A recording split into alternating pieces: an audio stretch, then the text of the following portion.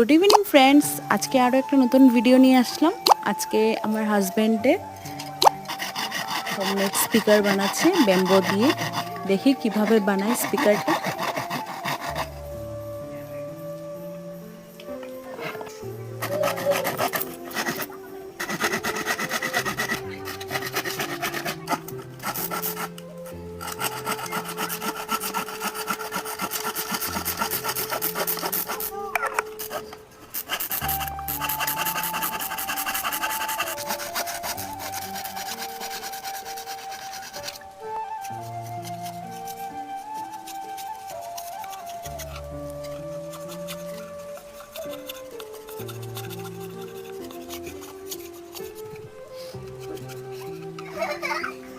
শেষ বানানো, দারুণ লাগছে স্পিকারটা।